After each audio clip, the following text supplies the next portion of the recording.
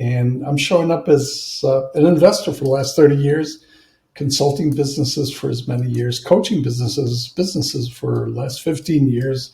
And I started a mentoring program 5 years ago to be able to connect leaders, trusted advisors, and have a discussion about furthering their business. So I think as coaches, and we're going to get more and more of those clients that can't put their technology down, which is affecting their personal life, their work life, their love life. And it's very simple, but very difficult. And it's just to put it down and also be able to have, as she mentioned, as the speaker mentioned, to have a space where you have some quiet time, where you have away from distraction. So I do use noise canceling headphones. I do have plenty of quiet time. I can do the work. And it gets down to three components. Very simple, very difficult. The first one is be able to be interested or passionate about something in particular. And that's the passion. The second one is to give it full attention, whatever that means to you, but full attention is that nothing else is important. No, you shut off all your messages, all those things. And the last one is to do practice. Practice. It's an acronym, PAP, that I memorized. I thought, oh, this is great. And it's not mine. I got it from somebody else. So if we do PAP, passion, attention, and practice, and that's not necessarily true to somebody that's labeled a particular acronym.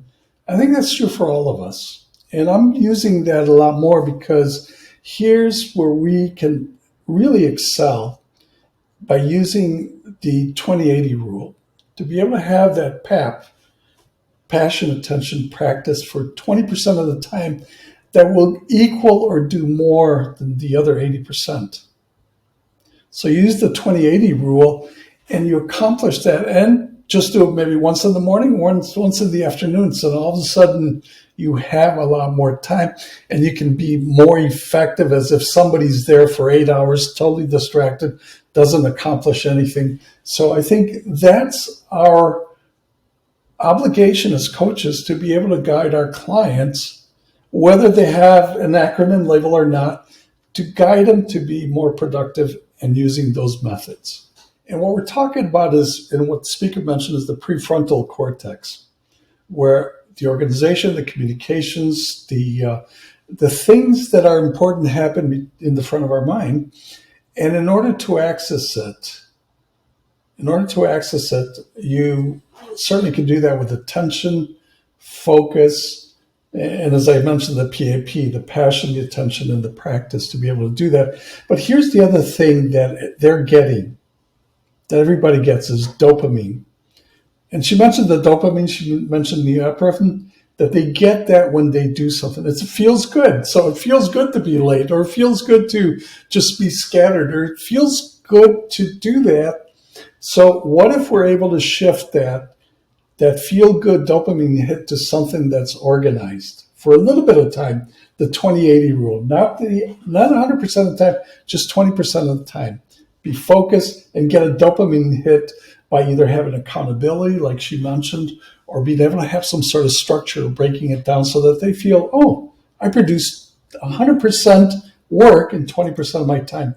How great is that? So what I'm suggesting, very challenging to do, but I think we can figure it out as coaches, is how do we get our clients to get a dopamine hit, like Chuck mentioned, to be able to shift from something that they may think is unpleasant to something that is pleasant, just by the wording or the story or the accountability or the reinforcement. And they get a dopamine hit. It's like, get another one. And I think that's our role as coaches, to identify. Maybe we don't call it a dopamine hit, but that's what's going on. But here's what's happening in terms of neuroplasticity. And neuroplasticity is the ability to create more neurons and also reawaken what's called silent synapses. Neurons create synapses, which is new learning, new effectiveness, And it's really new learning. I don't think it's unlearning. I don't know if we could unlearn, we could forget, I suppose, but it's relearning and learning faster. And you have somebody that has attention hyperactivity, boy, get them more active, creating more neurons, more synapses so that they become much more creative, much more effective. And what they need is a structure where they create 100% of the work in 20% of the time. Boom. The rest of the time, go play. They do it at Google.